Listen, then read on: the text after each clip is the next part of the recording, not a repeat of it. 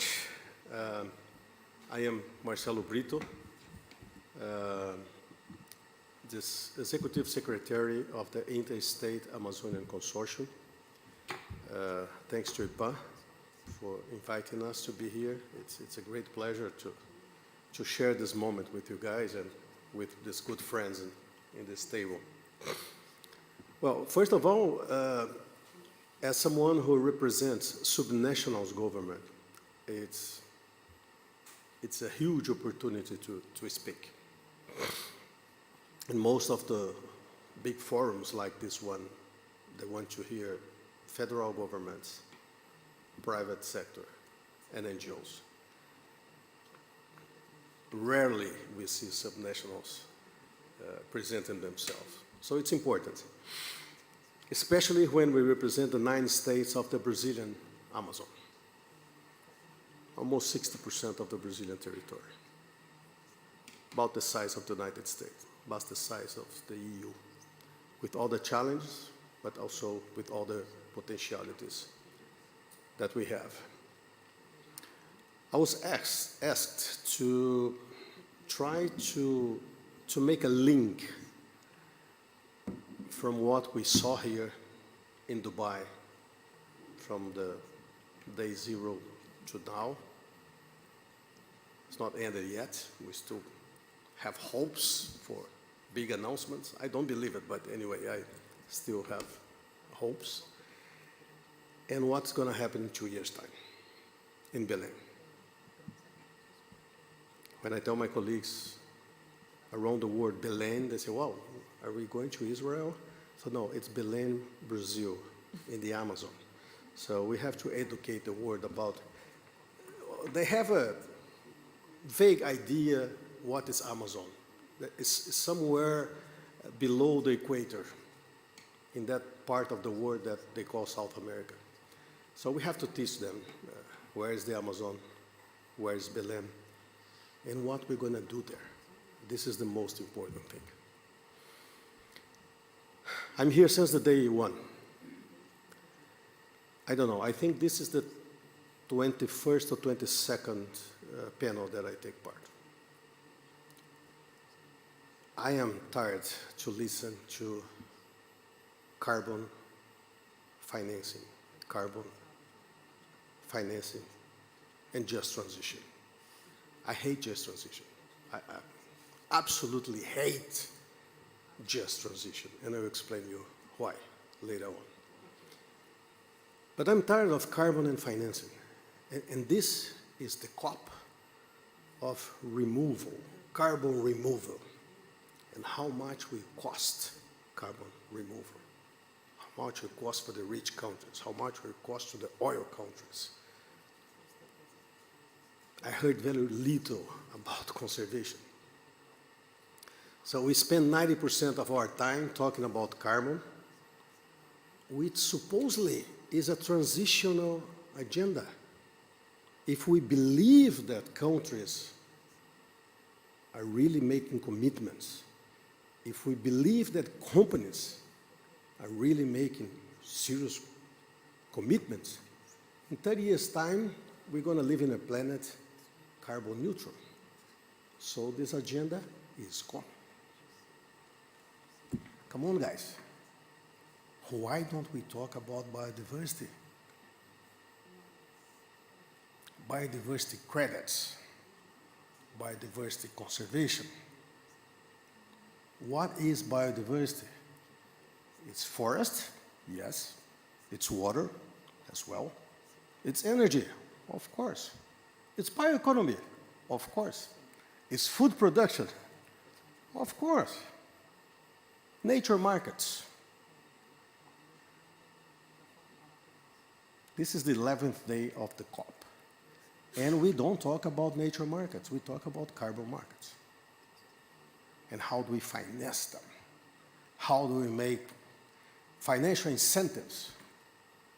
Come on, guys, we come from a part of the world, and I have the pleasure to be traveling around the world because of my job. So I spend time of my life in Southeast Asia. I visit many countries in Latin America and Africa. And when I see people talking about financial incentives, what I want to ask is, come on, guys, 80% of the world has no idea what is the basic financing. And want to jump the basic financing to talk about financial incentives? Come on, in order to understand what an incentive is, you must understand that you already what financing is. Another thing that we spent a lot of time to talk in this conference was about food systems and agriculture. I love that. I really love that because we are in the middle of the desert, in the oil center of the world, and we're talking about food and agriculture. That's crazy. Well, anyway, as no one will talk about phasing out oil, we talk about food and agriculture. That's great. And especially about regenerative agriculture. Beautiful. That's great. I've been involved in this agenda, believe me, since 1997. The name was other one. Was like agroecology. Now it's regenerative agriculture. Do you know the difference between conventional agriculture and regenerative agriculture? I will make an analogy and explain to you very simple, very simple.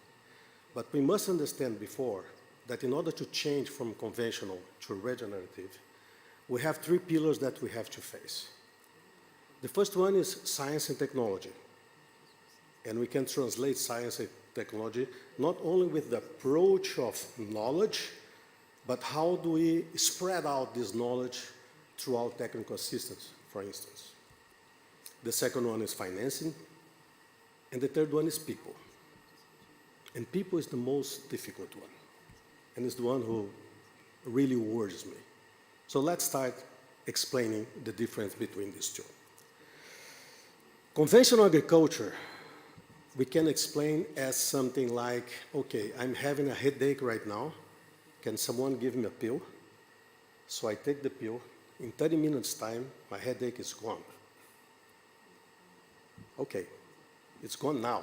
Maybe this pill will bring me problems in 20 years' time or 10 years' time to my health, but it solved my problem. This is conventional agriculture. So I apply chemical fertilizers, I apply chemical inputs, so I combat pest and disease, I control everything, I improve my yields. It's really good immediately, but will bring problems to the soil, biodiversity, water in the long run, okay? But it's how the world came to this date in this past 2023 years that we are mapping. Regenerative agriculture, it's like we move from allopathy, that's what I just explained to you. Allopathy is the pill that you just took, and we move to homeopathy. Homeopathy is like that. It's the same regenerative agriculture. I have to forecast that in 20 days I will have a headache. So 20 days before, I must know that I have a headache. In that particular day, I will take the met, a biological one, a biological input. And it will take another 15 days to show me the result. It's a homeopathic system. It will solve. Does not give you immediately result, but will give a result in the long run, preserving the soil, water, biodiversity, and people. Isn't this beautiful? I love it. Why we don't do that? First of all, people. You have to convince that guy, and 70% of the world agriculture is done by smallholders. So you have to convince that guy that he has to take the risk to lose his crop because it's the best to do for the planet. And he will answer you, but this is everything I have. If I don't apply this chemical, I'll lose the crop, I'll lose my money. My family will be in hunger. So, sir, I can do this transformation, but can you help me to do this transformation? So people is the first part. We have to convince them. And then we have to go to the banks, to financial institutes and say, do you remember that risk analysis that you used to do to put your money to the guys, to the growers worldwide? Everything is different because now it's a homeopathic system. It's really good for the planet, but you must keep your risk analysis at the same place because we still need the money with very low interest rate. To finish this talk, what I'm trying to tell you guys, that we're moving from the COP28 in an oil state. We're going to make a short stop in Azerbaijan, in Baku, in another oil state. And finally, we will arrive in the Amazon. So the legitimacy of the Brazilian COP is even bigger right now, after we heard about Baku. It's even bigger, because finally we're going to be in a place where we're going to talk about nature, where we're going to talk about people, where we're going to talk about biodiversity, water, about things that keep us alive in this planet.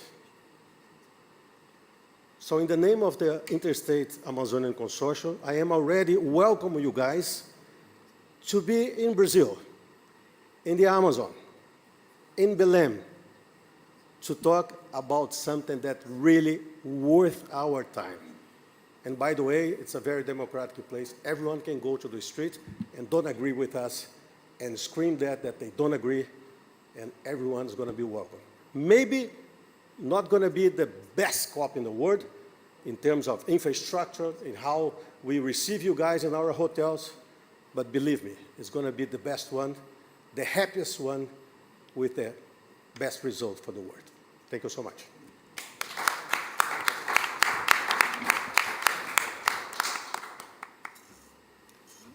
Next one. Bom dia a todos e todas.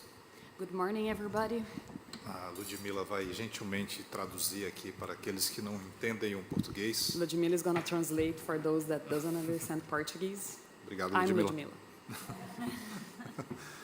Meu nome é Eugênio Pantoja. My name is Eugênio Pantoja. Estou como diretor de Políticas Públicas e Desenvolvimento Territorial do IPAM, Instituto de Pesquisa Ambiental da Amazônia. I'm the Public Policy and Territorial Development Director at the Environmental Research Institute in the Amazon.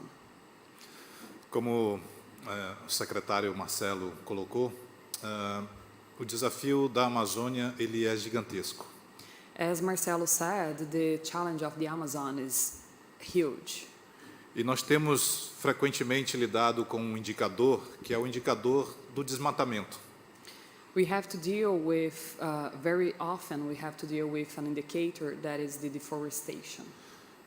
Porém, todos nós que vivemos na Amazônia, que utilizamos e estudamos a Amazônia, sabemos que por trás desse indicador existe uma série de vetores que influenciam. But we, the people that work there, that are from there, we know that behind those indicators, there are a lot of causes and a lot of drivers behind them. Nós temos o desenvolvimento humano, nós temos o desenvolvimento da economia, a necessidade dela, nós temos a pobreza extrema. We have the social and economic development and also extreme poverty. A falta de condições de saneamento básico, e um conjunto de outras necessidades sociais, econômicas e ambientais na região. The lack of infrastructure and other things that help the social life in the region. Porém, como nós sabemos, o mundo inteiro olha para a Amazônia olhando para o desmatamento. But as we all know, the entire world look to the Amazon and resemble to deforestation. E em cima desse desafio, que é reduzir o desmatamento, nós precisamos, logicamente, trazer as condições necessárias para que essa redução ela traga também o desenvolvimento econômico, a inclusão social e o equilíbrio do clima. And in order to fight deforestation, we need to have social inclusion, economic development, and environmental protection. E nós Dentro do Instituto, nós costumamos a dizer que o fim do desmatamento não é o objetivo, ele é o início de um novo ciclo. And at IPAM, in the Institute, we used to say that the end of deforestation is not our goal, it's just the beginning of our mission. O Brasil já demonstrou que é possível reduzir o desmatamento com o desenvolvimento da produção agropecuária no país, sobretudo na Amazônia. Brazil has shown that it's possible to reduce deforestation while we increase the agricultural production. Porém, também observamos que, se não tiver políticas públicas estruturantes, uma governança estabelecida e uma legislação muito forte no Estado brasileiro, todas essas conquistas elas são, infelizmente, fragilizadas. But we need public policies, governance, and something else that I forgot. Políticas públicas, governança. E legislação. And strong laws in place in order to make this the fight against deforestation to be effective. E dentro dessa governança, não necessariamente somente comando e controle. And governance. It's not just command and control. Então, nesse sentido, o que a gente tem provocado e tentado debater, sobretudo com os governos federal e estaduais, And in the sense, the kind of debate that we are trying to raise with the federal and state level governments é como aproveitar essa lição aprendida de uma desconstrução de políticas públicas, de clima, de meio ambiente, de desenvolvimento econômico que experimentamos nos últimos 4 anos passados, and it's how to take advantage of the lessons learned from this recent fight against deforestation that we had experienced in the past years, para que não se repita, né, essa fragilidade em termos de Estado, de visão e de desenvolvimento de Estado. to not repeat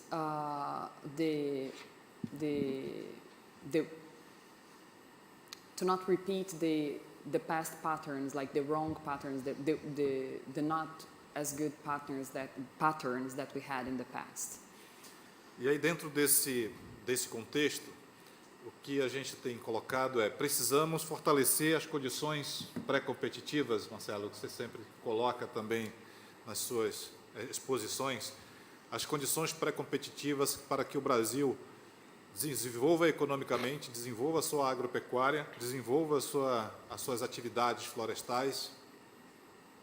We need to empower the pre-competitive conditions to.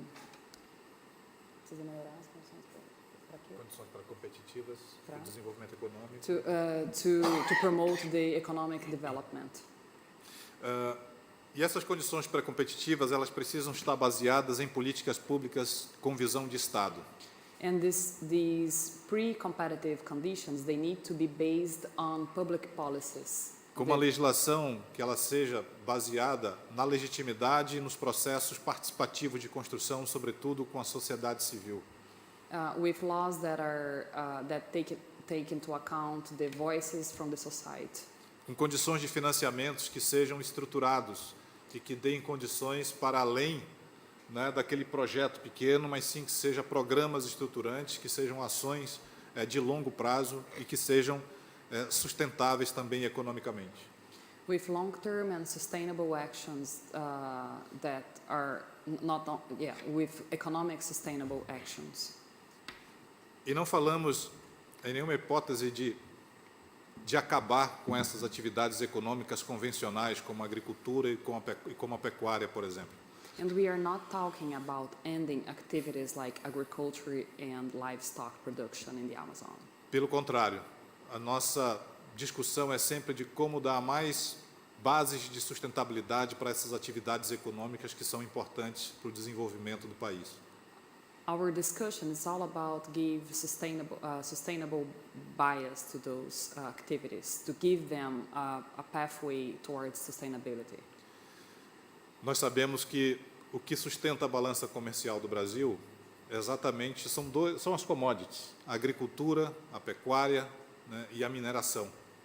We know that the Brazilian economy it depends on activities like agriculture and mining. E o nosso papel é de como, através do conhecimento, da ciência, da técnica, a gente consegue trazer para esse processo de produção, para esse processo industrial, mais ISG, mais sustentabilidade. And with knowledge, with knowledge and science, we can bring those sustainable aspects to those activities. Reduzindo as emissões do carbono, tanto no seu meio de produção, quanto nos seus processos produtivos, mas também na cadeia como um todo. And reduce carbon emissions not only in the production chain, but also in the whole process. A outra frente que isso, como eu falei lá no início, do nosso indicador principal, que é o desmatamento, a gente precisa saber que por trás também desse indicador, os vetores de atividades econômicas ilegais. And again, about deforestation, there is an illegal aspect behind that. Como o garimpo ilegal, a grilagem de terra, o tráfico de drogas, o uso indiscriminado do fogo, enfim, invasão de terras indígenas, de áreas protegidas. Illegal mining, land grabbing, indigenous territories invasion, and drug dealers, and many activities that are illegal that are behind this deforestation pattern. Bem, então, quais são as alternativas a esses desafios amazônicos? Então, claro, a bioeconomia é um exemplo disso. So what are the that's fine. Yeah. So what is the alternative to this pathway? So bioeconomy is one of those. Porém, para a gente alcançar essa bioeconomia 4.0, ainda tem muita estrada a se percorrer. Então é preciso, né, que a gente tenha uma transição econômica. Você não gosta do justo, Marcelo, mas que tenha uma transição, pelo menos, econômica para que a gente alcance esse patamar, né, de economia do conhecimento, de geração de tecnologia, de biotecnologia, para que agregue valor também aos produtos amazônicos. So our pathway towards the bioeconomy 4.0 needs a lot of instruments and a lot of effort to make this agenda to work. Bom, e para tudo isso se precisa de recursos, né? E claro, sabemos que não é só a filantropia, não é só o recurso público e não é só o recurso privado. É preciso haver uma junção de todos esses investimentos para a gente atender essas demandas. But to make it work, we need resources to do that, and it's not a single source of resource. We need different financial sources to tap in order to make it work. A gente tem feito Gente, levantamento. fazer um wrap-up aí, por favor. Em um minuto eu concluo. O IPAN tem feito um levantamento de quanto custaria fazer essa transição, ainda que não seja justa, mas essa transição econômica, em cerca de 20 a 30 bilhões de dólares por ano para aplicar na Amazônia em 10 anos. IPAN made a recent assessment on how much that would cost to make this transition. So that would be around 20 to 30 billion or reais? Billion, yeah, okay. So 20 to 30 billion dollars in 10 years in order to make this transition. E focado principalmente em 4 pontos. Primeiro, focus a mainly intensificação da in four points: intensification of the production, a destinação de áreas e a consolidação das áreas protegidas, creating criação ending the undesignated lands, so giving them some sort of use, increase environmental protected area, the number of protected areas, a valorização dos serviços ambientais com um pagamento direto a produtores payment for ecosystem services directly to the producers, e, por fim, a assistência técnica necessária em diversos segmentos da cadeia produtiva. and technical assistance in the production chain. Pessoal, então, desculpa aqui estar falando inglês e ter perdido um tempo na tradução, mas esses eram os pontos que nós gostaríamos de trazer aqui para a reflexão de todos. Muito obrigado.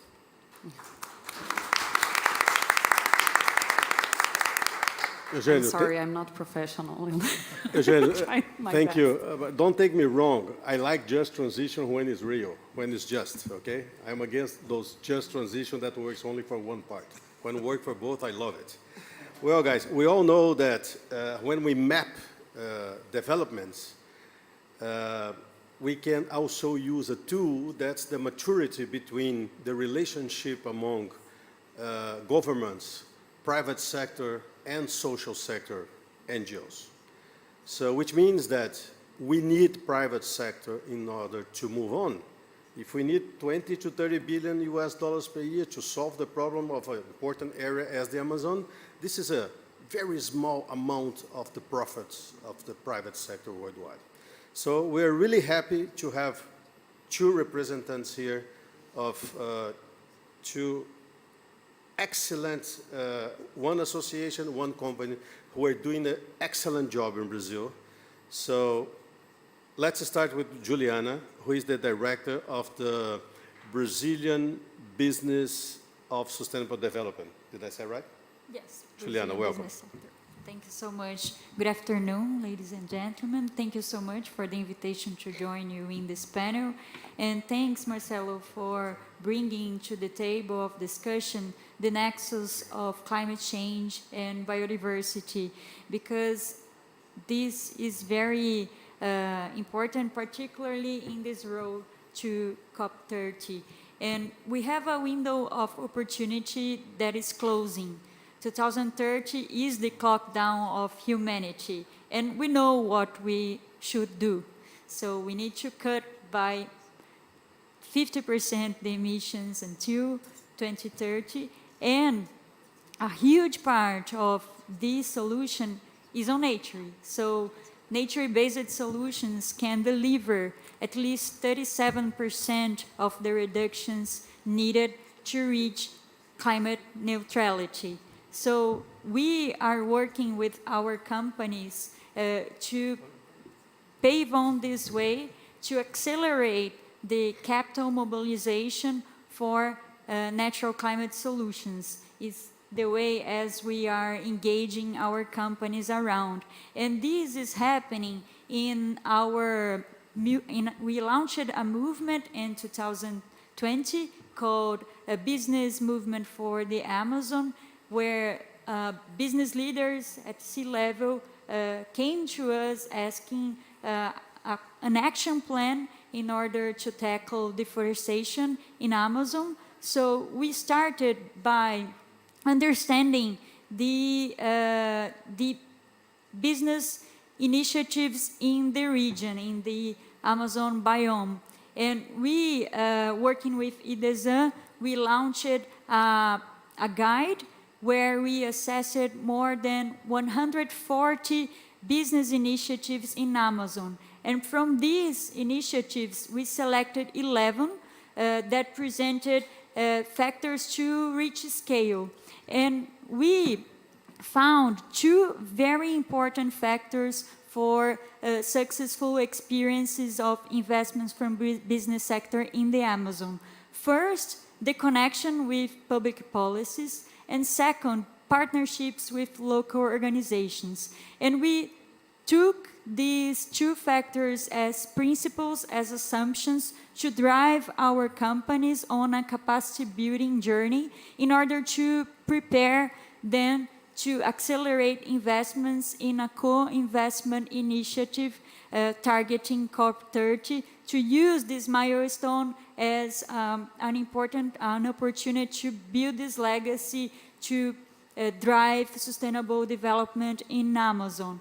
And a first common denominator that we found was around these natural climate solutions. From the umbrella of nature-based solutions, we selected the ones that have a potential for carbon sequestration. And Brazil concentrates 15% of carbon sequestration by natural means.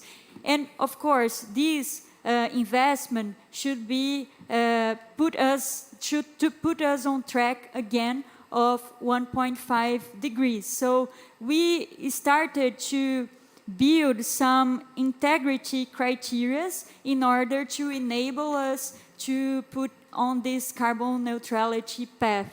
And working in a multi-stakeholder group, and we have the honor to be IPAN with us in a panel, and also IDESA and the Voluntary Carbon Markets Integrity Initiative.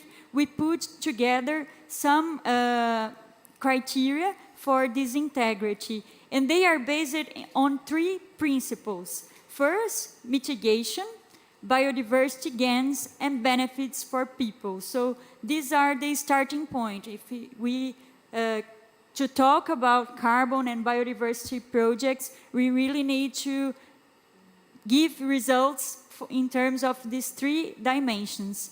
And I'd like to share with you some findings that we reached in this work with this multi-stakeholder group. So in terms of the quality and integrity criteria for these projects, we came out with some aspects. First, consultation practice and engagement with local stakeholders, especially non-landing owning communities that access, exploit, or use land and that could be negatively impacted in some manner. Secondly, creative and complementary methodologies to expand access to market through collective territories, working, for example, with associations. Third, inclusion of representatives of indigenous and traditional communities in the verification and technical validation process of carbon and biodiversity projects. And very important, mandatory, free, prior, and informed consultation, according to ILO Convention 169. And lastly, last but not least, prioritization of restoration areas that have been degraded for at least 10 years.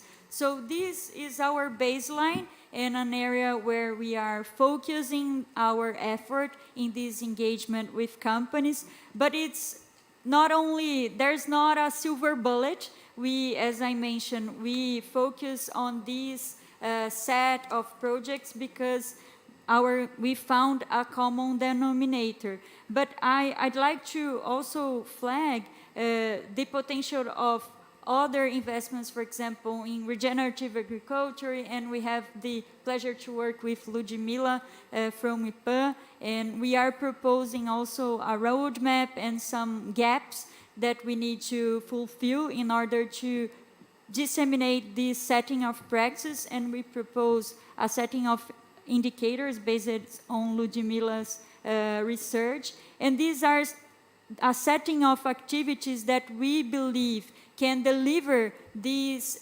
results, these positive impacts, based on the 3 dimensions that I mentioned: mitigation, biodiversity gains, and benefits for people. And I think in this road from Dubai to COP30 in Belém, Brazil should lead by example. I think we brought a very successful and compelling story with the deforestation reduction, but now we really need to showcase real action and results. And with Brazilian business sector, we are working to pave this way and to multiply this experience. And it's very important that these solutions should be co-created with people from the territory, because they have the knowledge, they have the experience, they know what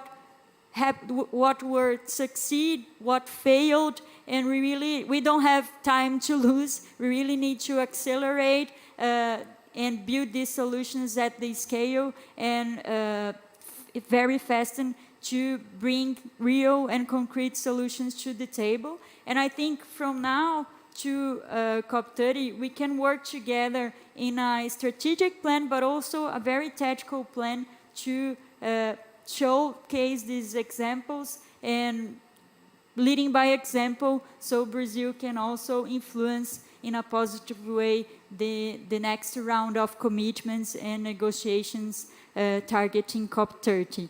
Thank you. Thank you, Juliana.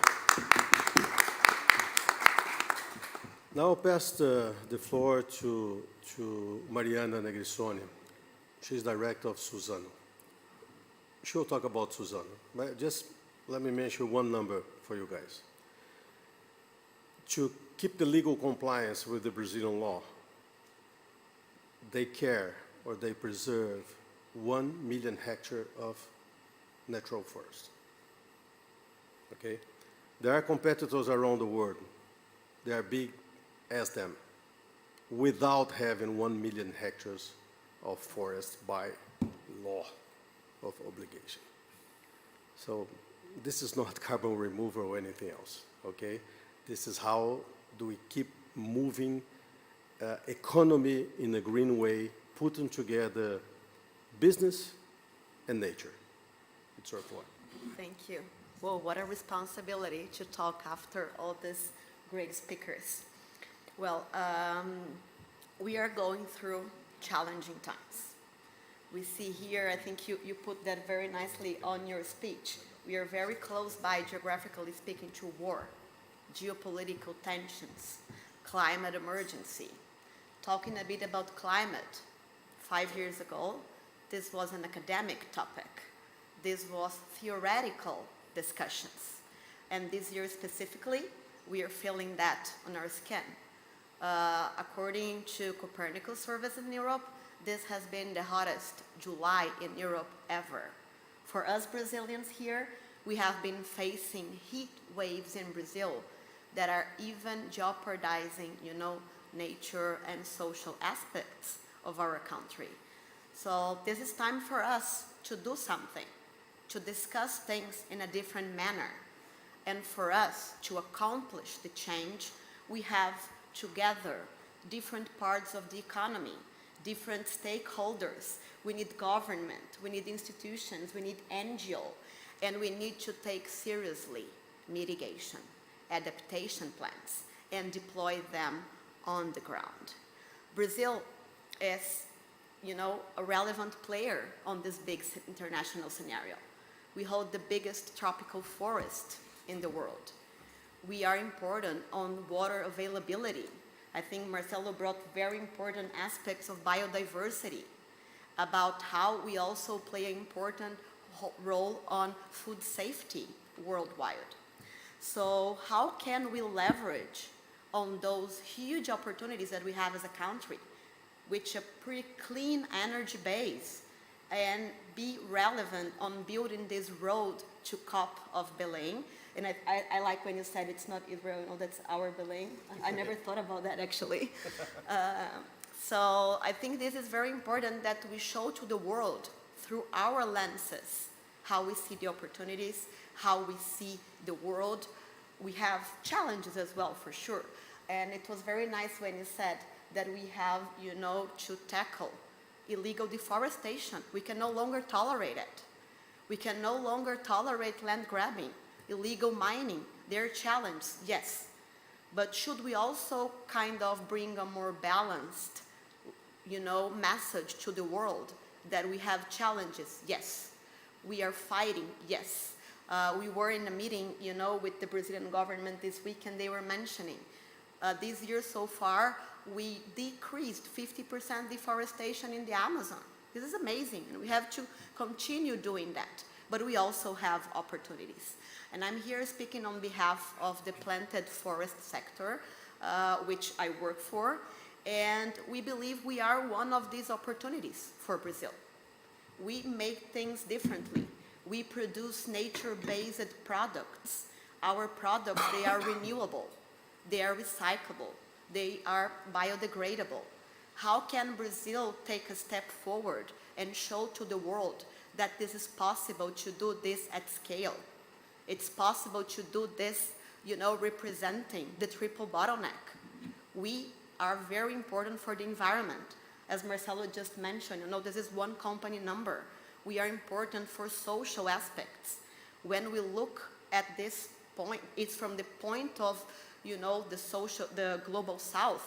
We cannot separate environment from social aspects. We don't hear this much here, from different perspectives. But in Brazil, social problems are intertwined with ecological problems. There is no possibility that we are going to keep our forest standing if our population is starving. So how we can tackle both simultaneously, how we can tackle both in a very constructive way. And our sector represents that: environmental, social work, and financial results at scale. And this is the sort of example that we have to bring to COP 2030. The good examples for Brazil and how we contribute to a better economy, how we contribute to more biodiversity, how we contribute to caring for people. So I think this is a great example that we can bring together with all, the agricultural sector, a lot of good examples. I will bring a brief example from Suzano. We operate in the outskirts of the Amazon with a meaningful size of operations in the region, and we are trying, I think you brought the example of gathering the value chain, supply chain, and it's a public example, I'm going to share it here. We have one of our major European customers that together with us developed the local project, that we have also local deployment with people understand, the place of deployment, as you just mentioned, it's important. We have this program that we are going to lift 1,500 people out of poverty, improving conservation, and this multi-stakeholder arrangement. This is part of our biggest long-term goal as a company, and I will mention only 2 out of the 15 because we believe that we need to be this part of the solution for the world. And these 2 that I'm going to mention are related to this project that we deploy in the Amazon. We have the target that until 2030, we are going to lift 200,000 people out of poverty in Brazil, in the regions where we operate. And this is part of the solution as well for this big scheme of things.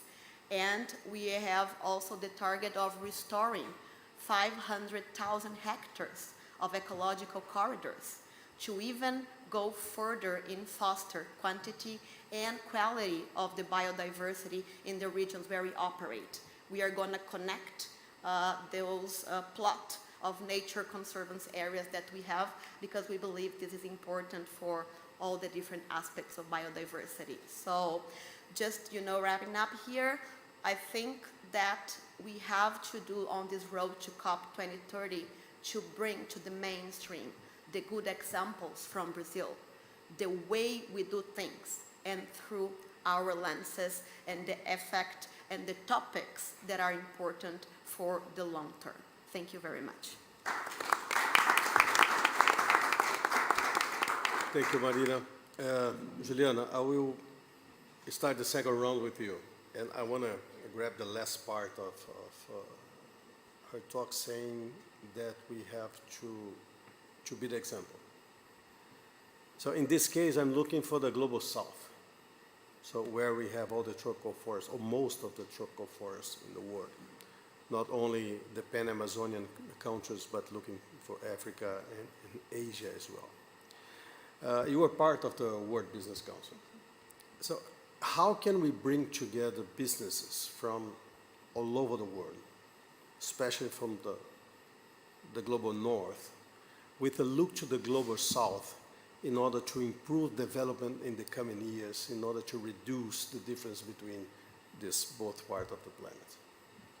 Thanks for the question, Marcelo. This is crucial, and indeed we can facilitate these global partnerships targeting COP30 using the network of World Business Council for Sustainable Development that convenes more than 200 companies from all over the world. And in Brazil, our network of CBEDs convenes more than 100 companies.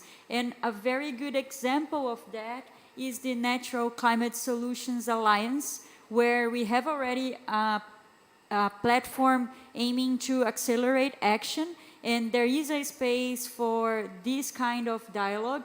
And we had a panel here where we showcased some of our examples in Brazil, and we could share with other countries in Africa and in Asia. And this is very important because we have many things in common, many challenges in common. I think the alliances of Pan-Amazonian countries is very important too, particularly on forests. So I think as business sector, we have experience working in these multi-stakeholder platforms, and for sure, I think this is the pathway that we need to go through in order to accelerate these concrete solutions.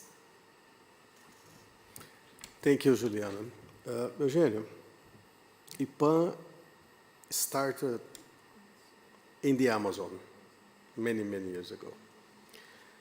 You now came to a point where you're finally going to have an office in every Amazonian state, which is great. More than that, the arms of IPAN today touch everywhere in the world with the partnerships with various institutes and NGOs worldwide. So you are linked to Africa, to Asia, and to Latin America. You are one of the protagonists in order to bring subnationals, national, and private companies together. Tell us a little bit about this road and what do you intend to achieve, first of all, in the next 2 years, let's say, the pre-agenda for COP, but really what do you expect out of it for the Amazon Plus 10 agenda after COP? Bem, obrigado, Marcelo. Nós sabemos que durante muito tempo na Amazônia houve uma certa criminalização da atividade econômica, né? E continua, na verdade. Então esse é um primeiro desafio do pós-COP. É como é que a gente não criminaliza o setor econômico e criminaliza. Sorry. So I think one of the major challenges after the COP is to deal with the uncriminalization of some economic activities. So how we actually can separate what is good and what is bad. O Brasil teve uma ação recente na história que foi a criminalização das atividades de grande infraestrutura no país. Brazil had a recent, how can I say, had to deal with the criminalization of the big investments on infrastructure in the country. Então, as grandes empreiteiras tinham vergonha de dizer que eram empreiteiras porque estavam criminalizadas num discurso de criminalização do setor econômico. So the big business of builders felt some discriminalization because due to the discourse. E recentemente, discutindo com presidentes de federação de agriculturas na Amazônia, And recently, when he was discussing with the president of federations, agribusiness federation in the Amazon, nós falávamos exatamente disso, de como não criminalizar o setor da pecuária ou da agricultura. They talked exactly about this and how to not criminalize the entire sector of agribusiness. E sim criminalizar os criminosos que se utilizam das atividades econômicas para atividades ilegais.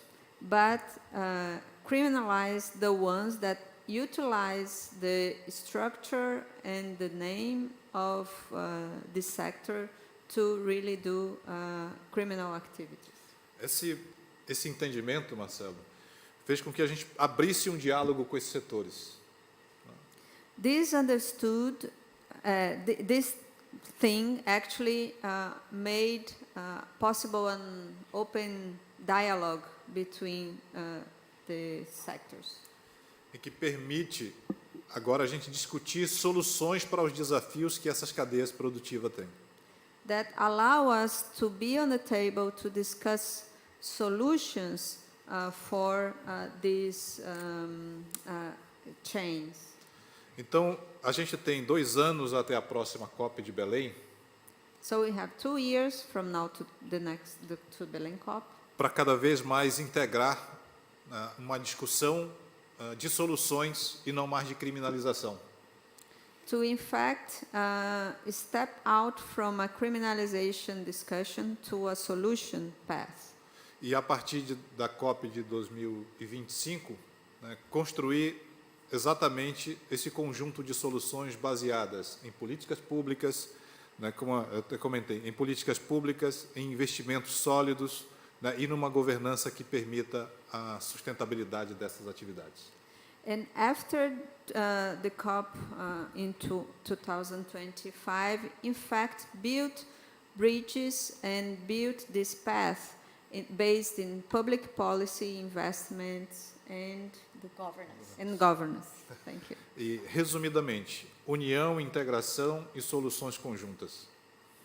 Yeah, basically union, integration, and solutions that are built together.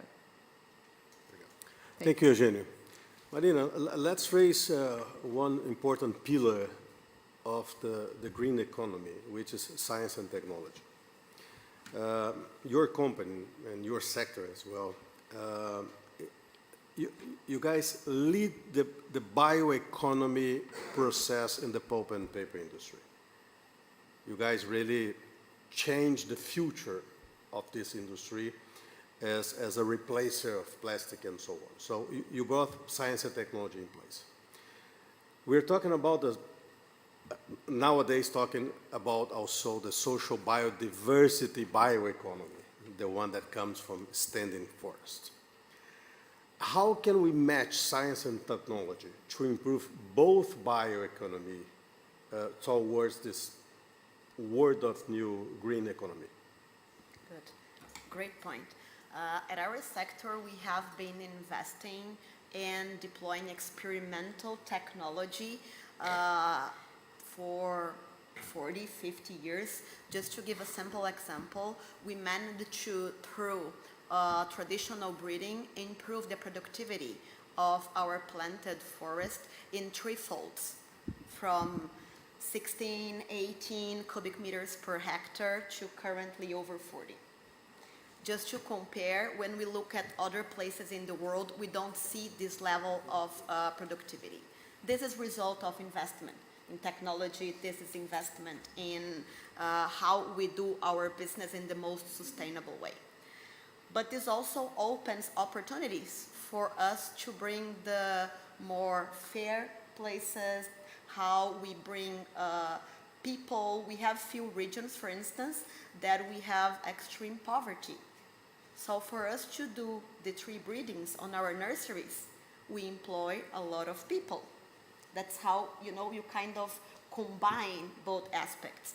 On the other regions where we don't have people, we deploy technology. So I think it's when you look at solutions that they are not only driven for one factor, but that you are looking for the overall. Productivity, return, social inclusion. In Brazil, we have huge inequality of opportunities. So we have to work together, private sectors, NGOs, associations, and the government to promote better education, better opportunities. We have one of our 15 long-term goals, which is to improve education in the regions where we work, because we believe this is the long term of opportunities. On top of that, the sector is deploying a lot of capital on new products that are part of this bioeconomy. I give you an example. We have launched in the beginning of the year a new plant in Finland to produce cloth, fabrics out of wood. When we compare this to the viscose or all the fossil, based, this is a completely transformation. Can we do that at scale? Yeah, no, we are still working on technology. It's already industrial, but not at scale as we have the others. But I think the willingness that we have as a sector to tap untouched waters and create products that will replace fossil-based products is huge. And Brazil is at the forefront of that. And we are putting that to work with the hope that in the short term we can become scalable, we can be cost competitive, that to help the world in the solutions for fossil fuel replacement products. Well, thanks a lot. Juliana, to have an inclusive COP30 in Belém, in Brazil, in the Amazon, we have to put together around the table everyone to talk about the impossible conversations. There are impossible conversations in Brazil as everywhere else in the world. At CEBEDS, in CEBEDS, you have different companies as member.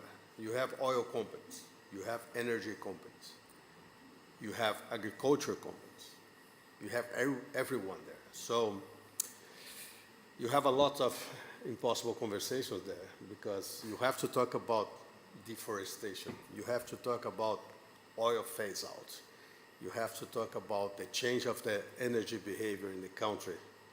Come on, explain to us how do you deal with that, because maybe can bring from you one of the examples to help us to deal with the countries when they arrive in Belém in 2 years' time.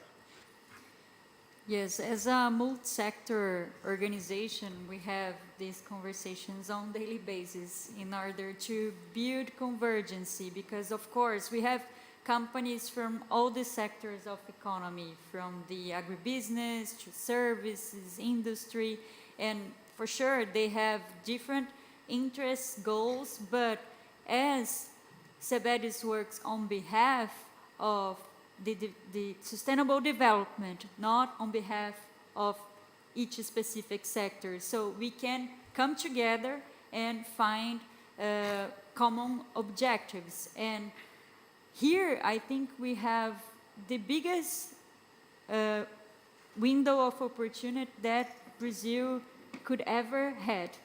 So for sure, we really need to have these difficult conversations to overcome the differences and turn the divergences to convergency. And I think we have very good stories of that. And the Brazilian Coalition on Forests and Agriculture and Climate is a very great example that we know how to do this. And in CEBEDS, we have a good story also on carbon markets, because when we started to talk about this, most of companies refused it, because for their understanding, back in 2013, it would be another tax. And we could transform this behavior, and companies became they started to advocating for a carbon regulation in Brazil, because they perceived that Brazil has more opportunities than risks in pricing its emissions. So I think this is again another example that is possible, and when we come together and find a common ambition. And I think the ambition that we should target for COP30 and beyond is becoming the first nation in the world to achieve carbon neutrality with positive impact for the nature and people. And this is feasible. Brazil is in the best position to achieve it. And by doing so, we can also help the world to decarbonize, because we can work on our NDC, and it's an imperative that we have a bold NDC, a bold commitment, and achieve it. But also we can provide solutions to have simultaneous responses to these crises that we discussed: the climate crisis, the biodiversity loss, food security, and tackling inequality, having shared benefits as a principle. That's great. Thank you, Juliana. Thank you very much. Eugenio, you have among your team, I hope Paulo is not watching us, the grandfather of the Red Plus system in Brazil. Come on, okay, Paulo, if you are watching us, the father of Red Plus system, okay, don't be mad with me. We have this huge discussion right now between removal and conservation. And right now in Brazil, we have even a bigger discussion in our carbon law if we keep Red Plus system as a voluntary base or if we put them under the government control, under the law. Come on, explain to us the benefits to keep Red Plus as a voluntary system, dealing straight from the forest owners, which I mean the subnationals, the federal government, the indigenous population, local population, direct with the buyers worldwide. Tá. Pergunta de $1 milhão.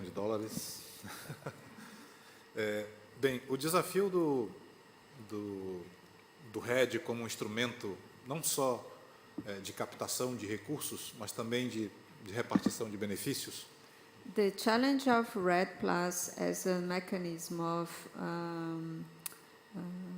captação e de repartição de benefícios. Capital raising. capital raising and thank you, I'm not used to that. But, capital raising and also how do I say repartição? Shared benefits. Share benefits. Thank you. É um desafio permanente, né? Desde quando a gente começou a discutir, como você disse, a partir de 2000, né, o IPAM começou a discutir o tema de RED+, no Brasil. It's an ongoing challenge. Since 2000, IPAM started to discuss the theme of Red Plus, even though before Red Plus was in place.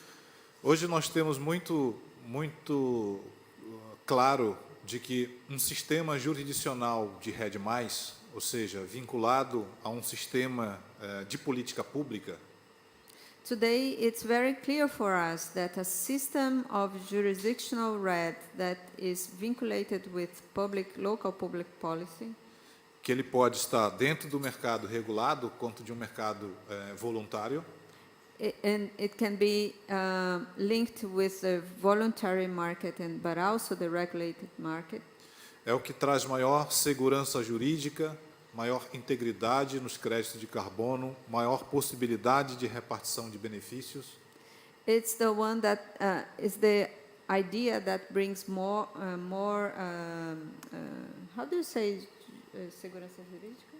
Institutional and legal. Institutional, legal Safety. security, safety, integrity, Repartição de benefícios. and benefit sharing. E, ao mesmo tempo, é uma forma e o instrumento que conecta com aquilo que foi definido nas diferentes conferências internacionais, como Cancún, como a próprio Acordo de Paris, o Pacto de Varsóvia. At the same time, is what connects the discussion between the importance of forests with the main conferences such as Cancún, Paris Agreement, Varsovia Pact.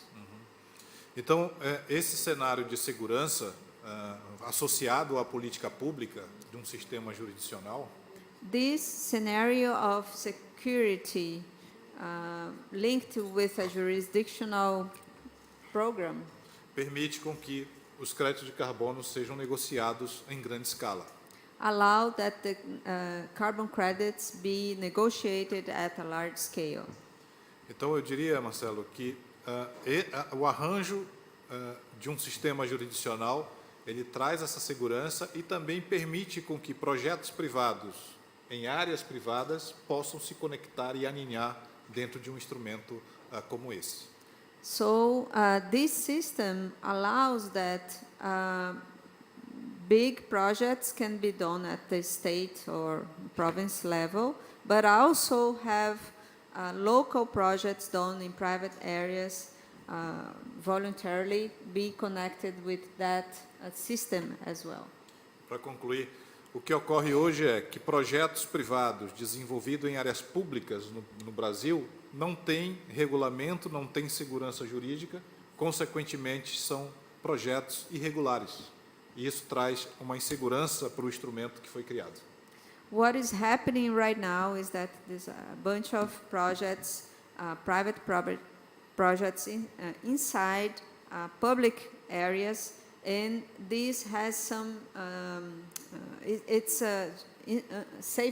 has a safety issue related to it, and this brings unsafety to the entire mechanism. Thank you. Well, we're coming to the final part of our panel. According to my boss over there, we have 10 more minutes. So, Juliana, 2.5 minutes. Tell us about stock taking. Did they reach an agreement? What? We have a final conclusion? Well, I think a final conclusion, not yet, but what I am seeing emerging is again the importance of non-state actors' role, and I'd like to emphasize here the importance of what we just discussed, the business sector working in partnership with civil society, subnational governments, particularly Marcelo. I think this can raise the bar and build bold ambition targeting COP30, because from Dubai to Belém, we are going to have the discussion about the next round of commitments for the NDCs. So we really can make a real difference. And if we have, first, bold commitments from business sector, for example, as the example that we saw here, and by doing so, influence the governments to have more ambitions and accelerate this change, the transition to renewables, and also recognizing the role of nature-based solutions. Thank you so much, Marina. Which are the differentials? What will take Brazil to lead this environment agenda from now to COP30 and on? Sure, thank you.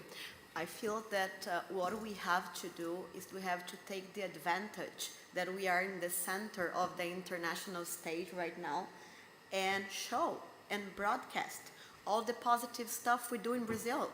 We have a lot of very well-sustained, nature-based companies. Not only the company that I work for, but I could spend, minutes here putting a lot of names. But we run our business differently than the global north.